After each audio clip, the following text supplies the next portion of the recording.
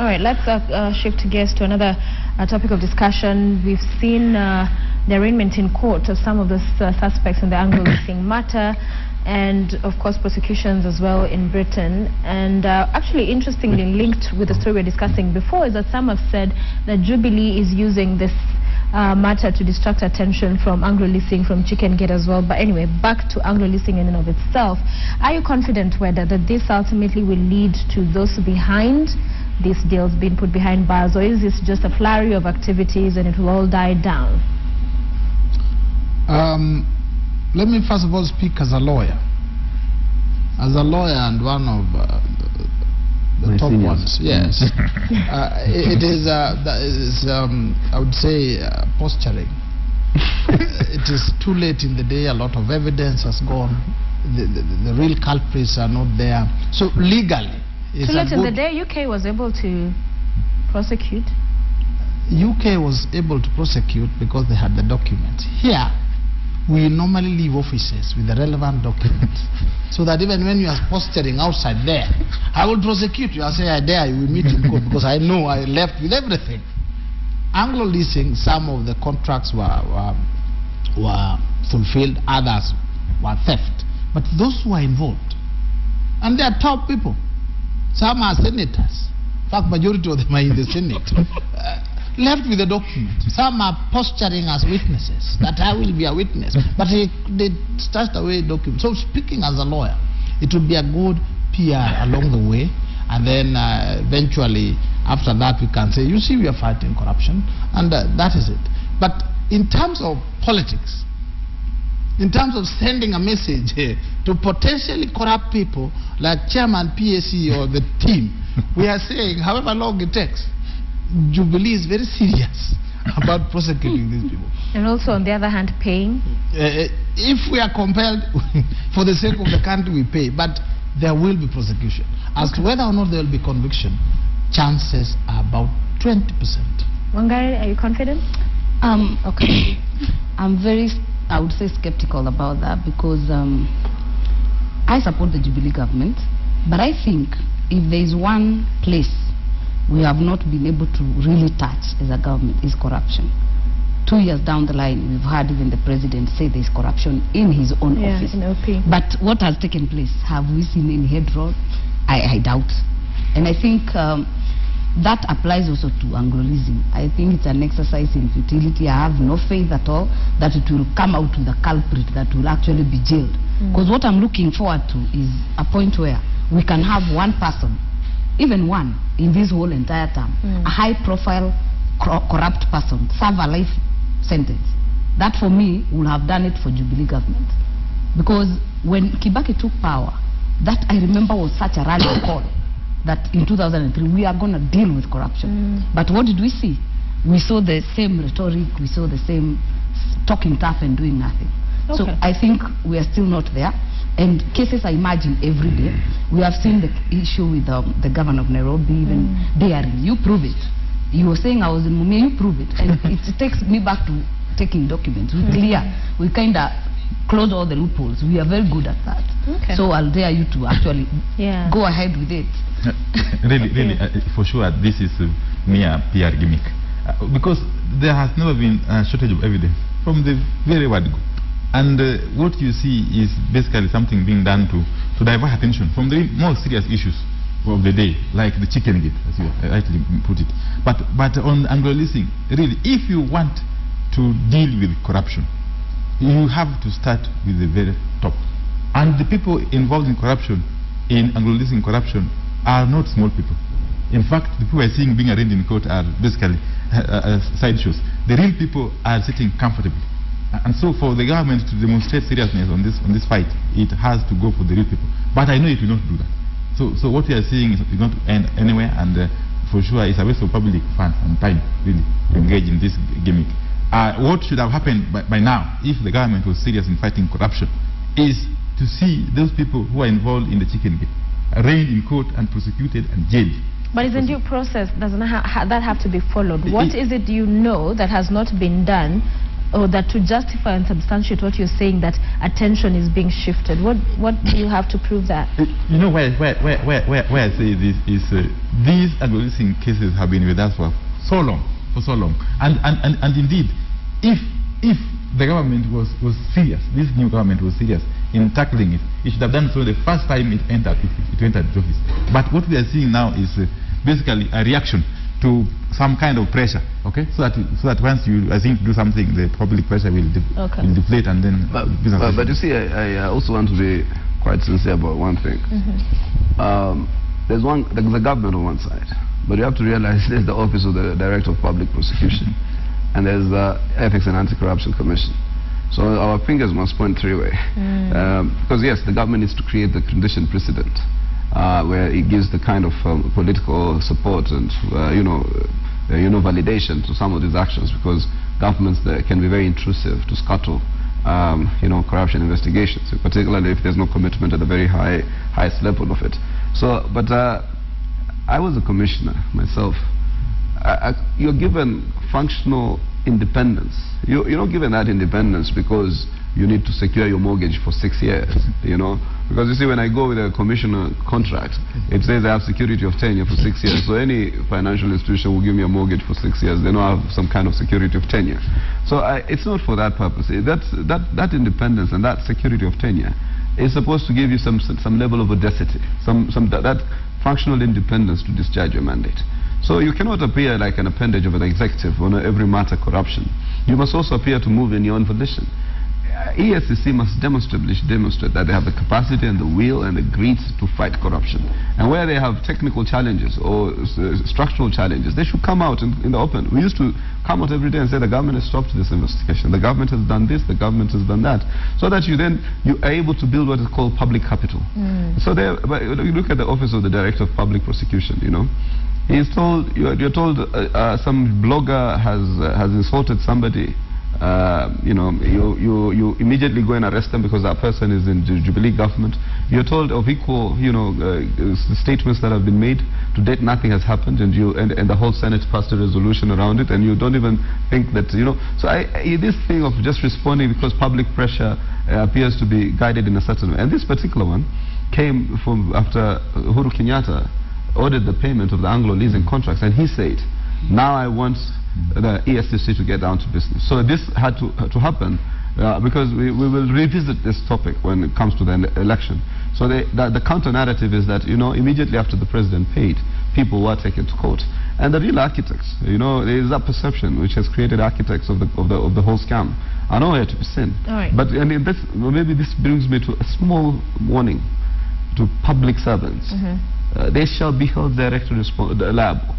They go and have governors lord over them to sign little paperwork. They go and have powerful ministers get them to sign little paperwork. When rubber hits the road, they will be held personally responsible. Just allow me to clear something on Chicken Gate and Jubilee cover-up. How is President Uhuru and Jubilee coming up on the Chicken Gate? The Chicken Gate, whoever collected the bribes, if he connects people, that is actually the person who holds the key, who can say, yes, I went to Britain, I collected some bribes, but it was on behalf of Assam or on behalf of who else. If he doesn't, then again that is as dead as dood. But how does the president and Jubilee come in? Even the Anglo Leasing they are talking about, their own leader, Raila Odinga, was there 5 years, co-principal. They didn't touch it. In fact, they justified it. President Uhuru, who was not there, is trying, after feeling pain of being forced by the court to pay. He says heads must roll. We should congratulate him, not think like he's the one who's coming up. How is the Chicken and Jubilee being linked here? Because you didn't agree with that sentiment. Let me tell you, the British themselves have jailed their own citizens on account of having paid bribes to Kenyans. To an individual. Kenyans. An individual. To subvert the electoral process. Okay? Now, that is a demonstration of the fact that they are serious in fighting corruption. Now, the same evidence that was used to jail those Britons is the evidence we need to jail these Kenyans who ate the chicken. Now, that evidence is there in the court proceedings and in the ruling. So we need just to take it and grab this gentleman, take them to court. Yeah, but the question of Jubilee and chicken and saying that it's diverting attention, what do you mean? But you see, the fact is that Jubilee doesn't want to prosecute the chicken gate because of the fact that if it does so, it will affect. When you say it doesn't want, prove that. How does it not want? But all the instruments are in the hands of the Jubilee government. The EACC, the DPP, those are functionaries of the government who are actually on a daily basis with the other government agencies. But haven't we been seeing them being summoned, going for interviews or grilling? Until and unless those summonses end up in prosecution. They are basically mere. Just one point of information.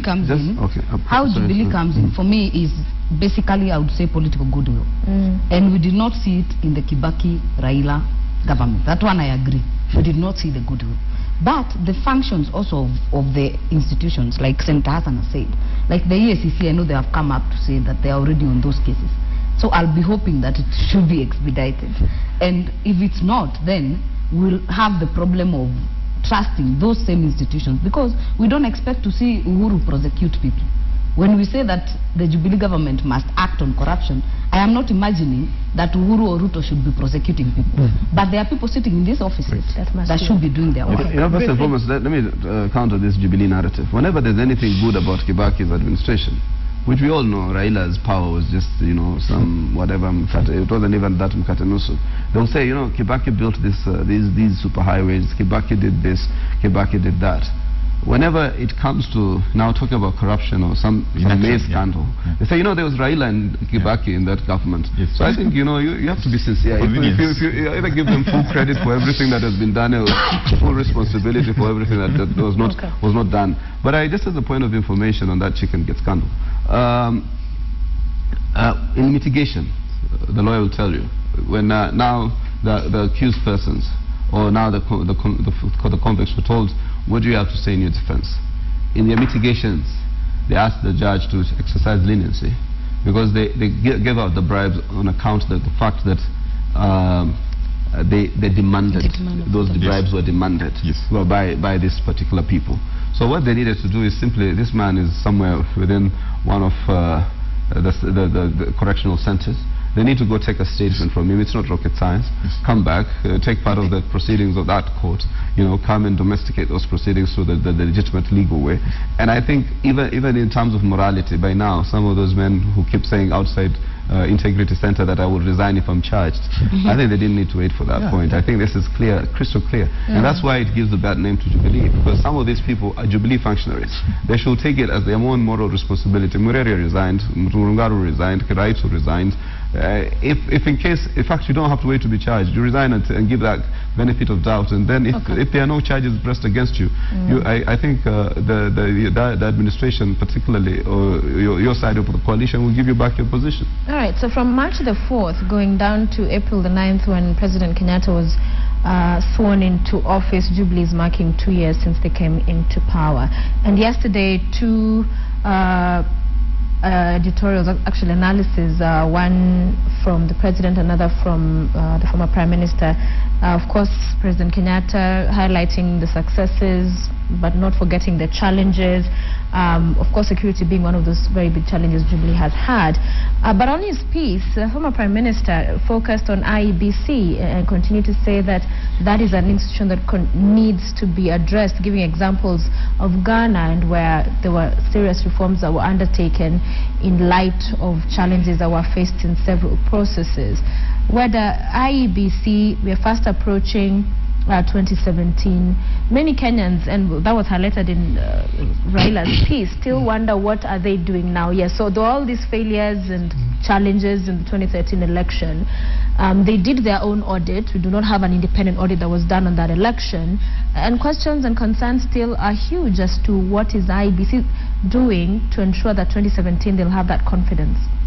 At the beginning I had said one thing, that this IEBC thing leaves the Jubilee administration between a rock and a hard place. A rock because the Jubilee administration is in charge of all public institutions, and then when they are being unduly attacked, then as government, as state, they have to come up and say, let's not attack.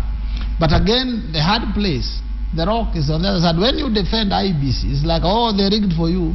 That's why you are defending them. So they have to do a balancing act. IEBC had issues with Raila, like any other person who doesn't win. In politics, when you don't get the trophy, you must have an explanation. And the most plausible one is there was theft. So Raila, with about 5 million supporters, attacking an institution, that is very, very dangerous for that institution. So they are lost a lot of credibility. Just like the same Mheshimiwa Raila attacked the Chief Justice. And the Chief Justice lost credibility. Now, unfortunately for IEBC, against that virulent attack from a formidable opposition leader, there emerges the chicken gate. Adding insult to injury. You are finished. So when Jubilee now comes to say, please, IEBC do this, it's like, hey, they help you to steal, you are defending them. Looking at it, I'm telling us and my classmate, you can see that Raila is focused on it. And going by the history I know about Raila, he will drum it so much that by the time we go for elections, the IEBC will be so damaged. The sooner we resolve this issue and they quit, the better for this country. It is not, Jubilee, I think, is ready for any IEBC, whether it is headed by Hassan Omar or by Opio Wangai. Here, we will still meet in elections. All right. Please. Yeah, really. I agree with him to a very large extent on the matter of IEBC. You know, the IEBC has got serious credibility questions. And therefore, to pretend that things are normal and therefore business is going on as usual is really to delude oneself. You know, elections are a serious matter. Elections is a matter of life and death for any nation. And indeed, elections have got a direct bearing on national security. And therefore, if our institution charged with managing elections loses credibility, the best thing that needs to be done is to move very fast and carry out necessary reforms. Now, these reforms can only be carried out if people come together from across the political divides, okay? And that's what we have been calling for all along since the last general elections. That let's come together and agree on a way forward in terms of reforming the IEBC. And I'm hoping that sooner or later the Jubilee side will come to terms with this reality. Because otherwise, to pretend and want to hope that the next elections will be run by IEBC as currently constituted is really to imagine beyond imagination. Yeah. Okay. I tend to agree with what the two of them have said. But most importantly, there is no number two in politics. You either have won or have lost. And I actually read those two pieces yesterday. And I thought to myself, you know, Uhuru was seriously talking about power generation, education reforms, the lapset. And I read Raila's piece and I realized he's focused on simply electoral reforms and not for any other reason. I think what happened in 2007, we had a problem with the same body. When it was in another name, the same thing happened in 2013. I think as a country then, we must have a very clear conversation. And as Jubilee, I want to agree with Ambrose. I don't see what we lose as a government, even when you sit down to address how this can be reconstituted. Because it's the same thing with a Babu-led committee. I'm telling you, it is whatever you do to sanctize it, it won't happen. And these allegations of corruption has dented IEBC as an institution, and especially because some of those mentioned are still inside IEBC. Even if you're saying it's a personal liability, the institution is made of people. I think we need to have very candid discussions on this. And in any case, Uhuru and the Ruto government has majority in parliament. What exactly do they lose? I think they should just bite it. So Hassan, it doesn't help. It's surprising that you will expect that that you will read one article and think that that's Raila's ultimate assessment about Jubilee. I think the assessment is, the jury is out there. Is that he chose to focus on that issue, not that it's all his own. Yeah, so we've spoken tirelessly about exclusion from government and you know, the ethnic and regional balances in government. We've spoken tirelessly about land reforms. We've spoken about security sector reforms. In fact, part of our referendum questions are responding to the very issues around which we feel there have been severe lack of performance or underperformance with respect to the Jubilee government. But we realize the critical nature of IEBC. IEBC moving into the elections, which is 2 years down the line, we need an electoral commission now that is firming up, processes leading to the next election. Not an electoral commission that itself is fighting for survival, trying to fight allegations of corruption or whatever they are. And therefore, I think what is incumbent is even outside the Jubilee government, is for these men and women within the IEBC who have been severely tarnished to find it in their soul. As I heard Ambrose Reda speaking to his classmate, I think, and many others who are in the same position, you find it in your heart.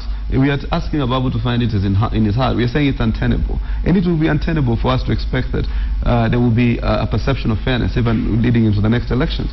And there are two institutions, and you will see this from Nigeria and other African countries that manage elections: the security agencies. Yeah, because they provide security. Look, the generals went and told the Electoral Commission of Nigeria, we are unable to guarantee security for the polls next week. And immediately they had to be shifted for another 6 weeks. So I think security agencies by and large also manage elections. And if you see our concern about the appointment of the IG, it was quite, in my assessment, was quite a process that did not meet the parliamentary threshold of what is called approval of parliament. And so what I say is you lack the confidence of over the national organs of security. You lack the confidence in the electoral commission. The electoral process already starts from that perception that is not an equal playing field. All right, let's shift gears to neighboring President Museveni. And on ICC, the other day he was pictured, I guess you've all seen that, with him and Bensouda, and talking about we are on the same side in as far as the matters ICC and their work in that particular country, of course, Songwen. But he was here last year and talked again very toughly about ICC, accusing the court of being a tool of Western power to witch hunt African leaders. Somebody wrote a piece saying that he's pretty much lying to Uhuru that they're on the same page, but they're not. What are your thoughts?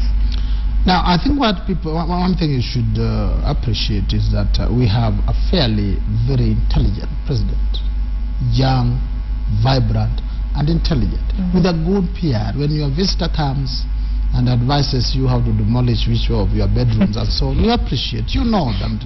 But eventually the decision rests on. And you have seen the way our president has acted with regard to ICC, even when the whole of Africa were telling me, don't go. Some people came here. It is a few of us who said, Your Excellency, go. So M7 can talk and give advice, and we appreciate by virtue of his age. He is free to talk left and talk right, but us as younger people will make the right choice. And I trust and I can assure you the president will always make the right choice when it comes to ICC, when it comes to serious decisions. We will not be led by the news by a neighboring president, whether it is M7 or M8 or Mugabe. No. Okay. Let me tell you. The thinking of Museveni actually mirrors the thinking of most African presidents. To them, ICC is good as long as it does not touch them, and therefore it's a question of self-preservation. They will demonize ICC, they will castigate it, as long as if in their imagination is targeting the sitting African presidents. As long as they shield themselves against ICC is good, okay? And therefore what you see happening in Uganda is basically what we expect to happen everywhere else in Africa. So Museveni would cooperate with ICC when it comes to prosecution of Dominic Ongwen of LRA. But when it comes to prosecuting a fellow president, which he knows will set a precedent for himself, then he has to oppose it. Okay. Yeah. Okay. It was a very interesting photo, actually. I know. So Museveni shaking Bensouda's hand and walking around. But I want to actually congratulate President Uhuru on his take and how he handled the issue of ICC, because even after the AU resolution, he actually still went ahead and attended the sessions in The Hague. And I want to be very clear here that I totally oppose the idea of an African kind of ICC. I personally think that whenever you make a law or whenever you're legislating, we must do that with posterity in future and thinking of the devil on the throne. We must have that in mind. We cannot now say we are donating millions of dollars to operationalizing an African kind of ICC, because we have been touched as a country. I think that would be setting a very wrong precedent, personally, and for the future and for the future generations. We must not go that route. Okay, finally. You see, one thing you have to also appreciate. Fatou Bensouda is our own girl. She's a Gambian. She has an equal appeal when she sits down with you persuasively and tells you the same thing another African leader will tell you any other time. She has scuttled Kenya's efforts through the Africa Group 2-3 times. Through 2-3 times. She's used countries that can leverage, like South Africa, Nigeria. She's our own, flesh and blood. So it's not. So one thing, though, as I agree with Pio, is that the contradictions of Museveni is nothing new. I can tell you for a fact, when Sudanese president was indicted by the ICC, he could not. There were countries he could set foot in Kenya, but he could never even imagine visiting Uganda, because he thought he would be handed over. He could not think about going to South Africa. So there's a way in which there's a certain level of commitment to the obligations in Uganda. And number two, Museveni also wants the ICC to sort out his problem in the north. So therefore he will continue to give it that kind of credibility. But what also Museveni wants to do is to be by chemistry, to be the leader of this region. And what he has done is to play within some of the triumphs and tribulations of some of his the junior leaders who've just been elected. That's why you see, like, if it was Raila, probably Raila would have rivaled that type of dominance within the region. But Uhuru, and I've seen him with my own eyes, is fairly respectful. I was with him when Museveni came to Mombasa, and we went to the Mombasa International Show, ASK show, and they respect him as an elder. He's a man who, in his 70s, they're in their 50s. He literally can be like a father to them. So I think they give him that kind of respect. But outside that, I think finally Kenya must realize, when it comes to these matters, you stand alone. So I think Museveni finally also realized this is just one of our young, brilliant, celebrated lawyers who now heads the ICC. And you have to realize one thing. Bensouda has opened a very aggressive strategy in Africa. And being African herself, she has really been able to now to undo a few of these things. That's why Martha is not only rejecting this African court. There are a lot of countries that actually have rejected it pronto. So I think these are some of the things that you also have to contextualize. And Kenya needs to stop using its energy, leverage, authority, resources on these futilities. All right, finally, in about 2 minutes we need to wrap up, but the quest for justice for Margaret Njeri died at the age of 22 after the actions of a police officer who attempting to stop a border rider threw a gun which hit her, and she's now dead. And the family, the mother has been in the news. She's in a story here on page 5 in The Nation today. And she said she'll not bury her daughter up until this officer is arrested. He's yet to be arrested. In this day and age, we've not seen any of this, of police officers, whether it's the acting IG, whether it's the CS, come out to speak on this particular matter. Does that worry you, Weda, when we see these kind of things happen, and that it's believed that he's being shielded, he's been moved to protect him? What does this tell you? I think it is it's a bad show. Absolutely. Especially if even being called upon to write a basic statement to just explain, this is what I was trying to do, this is eventually what happened, so that the country, the immediate person has some explanation. So it gives credence to the thinking that the fellow is being shielded, especially when the body is dead. Even me, if I was to shoot somebody, even accidentally, even my own child, the police would come and tell us, please, Mr. Weda, come and tell us, how did it happen? Then from what I tell them, they can weigh whether it was an accident, they can weigh whether I'm culpable. So failing to do so, my view would have been that before we arrest the culprit, there are a few others at the top who should be arrested and charged with neglect of basic duty. And the law is clear on that. So it is wrong.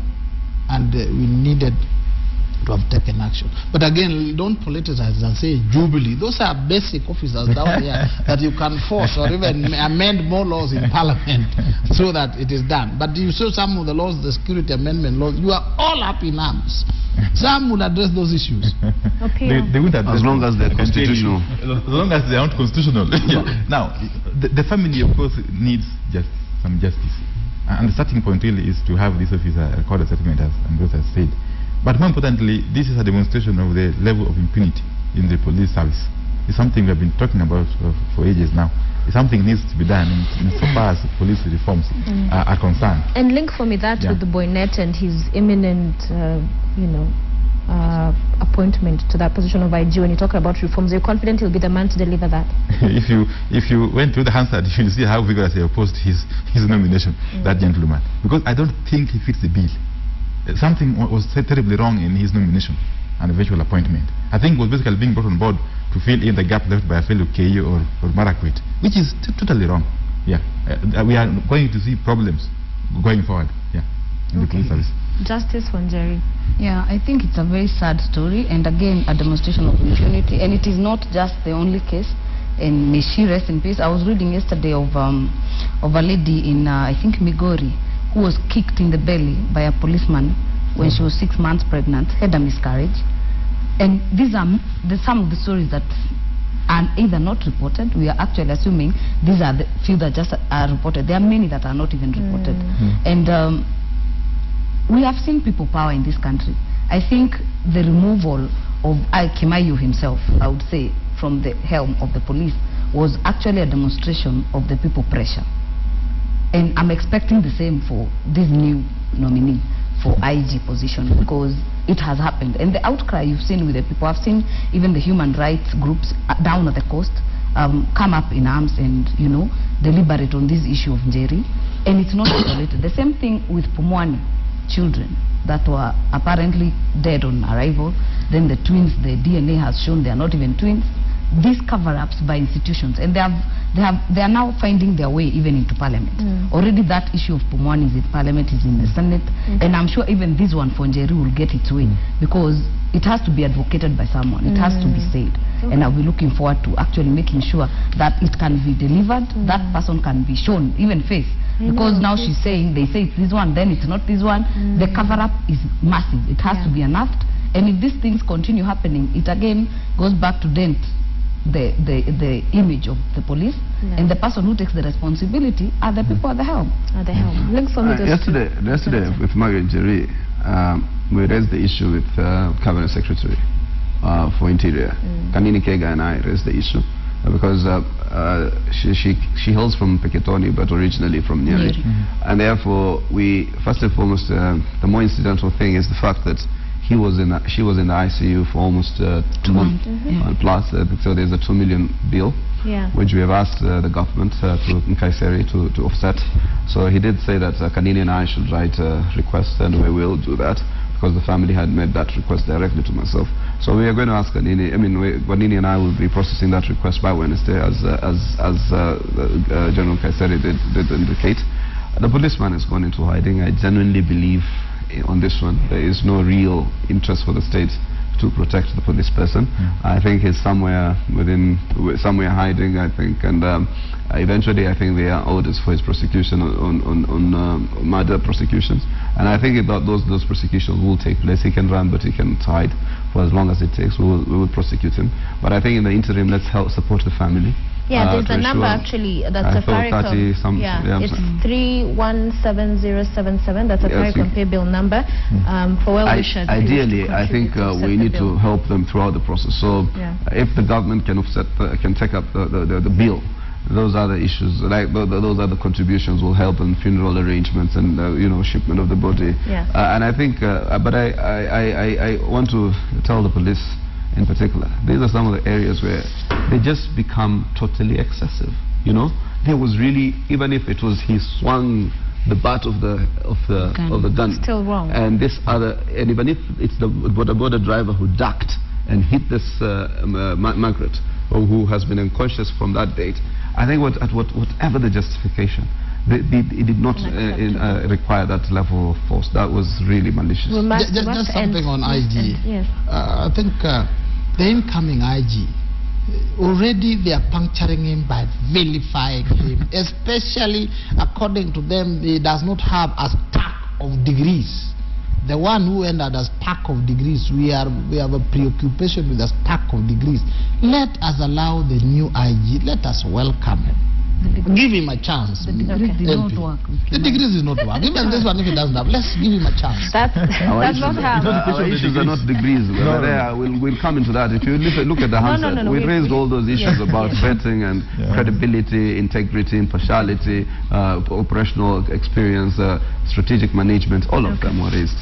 All right. Well, we'll end it there. Gentleman, lady, Amra Swada, who's a lawyer with us this morning, Opiyo Wandayi, Member of Parliament Ugunja, and Secretary Political Affairs in the Orange Democratic Movement, Martha Wangare, who's nominated Senator, IEBC National Treasurer as well, and Hassan Omar, newly elected Secretary General Wiper and Senator Mombasa County. Thank you all for joining us this morning. And welcome back on air.